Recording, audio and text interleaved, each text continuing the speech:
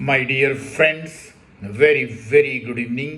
आइए आज हम 12 भावनाओं में से अशुचि भावना को पढ़ते हैं और उसका मीनिंग जानने की कोशिश करते हैं। जिस देह को निज जान कर नित रम रहा, जिस देह को निज मान कर रच पच रहा, जिस देह में अनुराग है, एकत्व है, जिस देह में क्षण एक भी सोचा कभी क्या क्या भरा, उस देह में।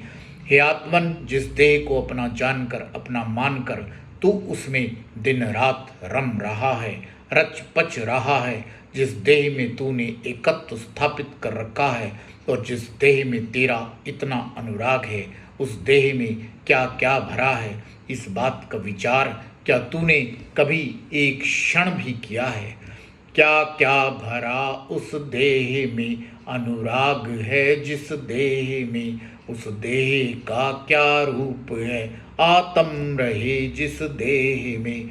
मलिन मल पल रुधिर की कस वसा का आवास है, जड़ रूप है तन किंतु इसमें चेतना का वास है। जिस देह में निज भगवान आत्मा रहता है और जिस देह में तेरा इतना अनुराग है, उस देह का वास्तविक स्वरूप क्या है, रूप क्या है, इस बात का विचार भी तूने कभी किया?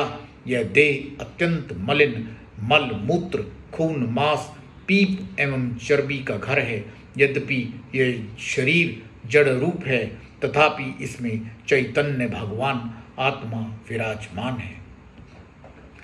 चेतना का वास है दुर्गंध में इस देह में, शुद्धात्मा का वास है इस मलिन कारागेह में। इस देह के संयोग में जो वस्तु पल भर आएगी, वह भी मलिन मल मूत्र में दुर्गंध में हो जाएगी।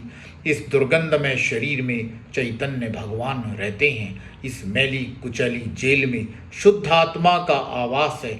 इस देह की स्थिति तो ऐसी है कि पवित्र से भी पवित्र जो वस्तु इस मलिन देह के संयोग में एक क्षण को भी आएगी, वह भी मलिन हो जाएगी, मलमूत्र में हो जाएगी, दुर्गंध में हो जाएगी।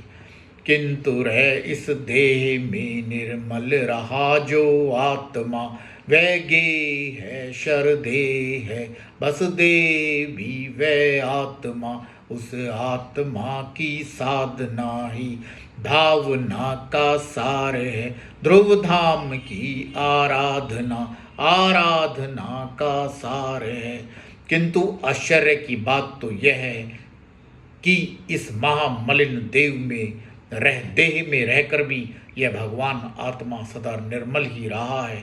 यह निर्मल आत्मा ही परम गेय है, परम शुद्ध निश्चय नैक विषय है, परम भाव ग्राही शुद्ध द्रव्यार्थिक नैक विषय है, श्रद्धेय है, दृष्टि का विषय है और वह भगवान आत्मा ही ध्यान का विषय है, देह है, अशुचि भावना का सार उक्त भगवान आत्मा की साधना ही है और ध्रुवधाम निज भगवान आत्मा की आराधना ही आराधना का सार है। आप सभी को सादर जय जिनेंद्र।